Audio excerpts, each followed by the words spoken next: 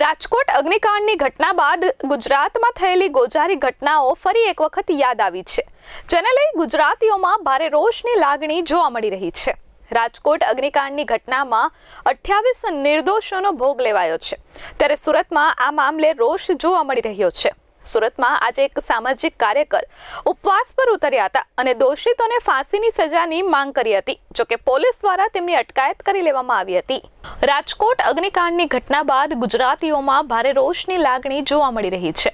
અગ્નિકાંડની ઘટનામાં 28 માસૂમોના ભોગ લેવાયા છે, ત્યારે આ ઘટના બાદ ગુજરાતમાં બનેલી ગોઝારી ઘટનાઓ ફરી એકવાર તાજા થઈ છે। એ પછી સુરતનો તક્ષશિલા અગ્નિકાંડ હોય કે વડોદરાની હરણી બોટ દુર્ઘટના હોય કે પછી મોરબી બ્રિજ દુર્ઘટના હોય, આ તમામ માસૂમો ફરી એકવાર યાદ આવ્યા છે। ત્યારે રાજકોટ અગ્નિકાંડની ઘટનાના દોષિતોને ફાંસીની સજા થાય તેવી હર કોઈ વ્યક્તિઓ માંગ કરી રહ્યા છે। ત્યારે સુરતમાં એક સામાજિક કાર્યકર દ્વારા ઉપવાસ આંદોલન શરૂ કરાયું છે। સામાજિક કાર્યકર જેબી જાની દ્વારા સુરતમાં એક દિવસીય ઉપવાસ આંદોલન કરાયું છે, જેમાં રાજકોટ અગ્નિકાંડની ઘટનાના દોષિતોને ફાંસીની સજા કરવાની માંગ કરી છે। વધુમાં તેમણે જણાવ્યું હતું કે અત્યાર સુધીમાં એક પણ દોષિતોને સજા કરવામાં આવી નથી। માસૂમોના ભોગ લેવાયા છે, પરંતુ દોષિતોને સજા થઈ નથી।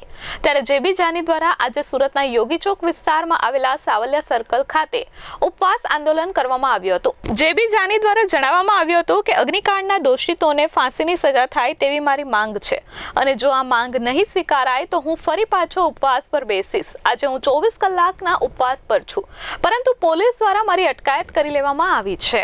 મારું નામ જેબી જાની, સામાજિક કાર્યકર, સુરત શહેર। સાહેબ, મારી એક જ લાગણી અને માગણી છે કે હાલના દિવસોમાં જ્યારે ગુજરાતમાં દુઃખદ ઘટના ઘટી હોય અને એ ઘટનાના પડઘા પૂરા વિશ્વમાં ગૂંજતા હોય તો આપણે ગુજરાતી તરીકે એક સામાજિક કાર્યકર તરીકે અમારી ફરજ આવે છે કે અમે જે લોકો આમાં કાળનો કોળિયો બન્યા છે, નિર્દોષ લોકોની જાન ગઈ છે, તેને અમે ન્યાય અપાવીએ।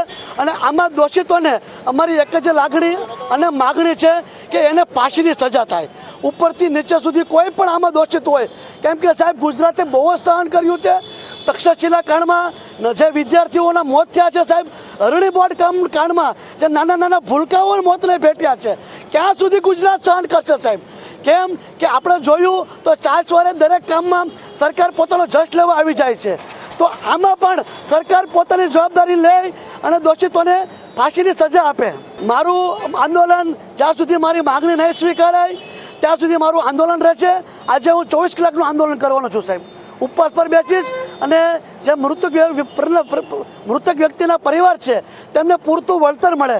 4 લાખે સાહેબ શું થવાનું?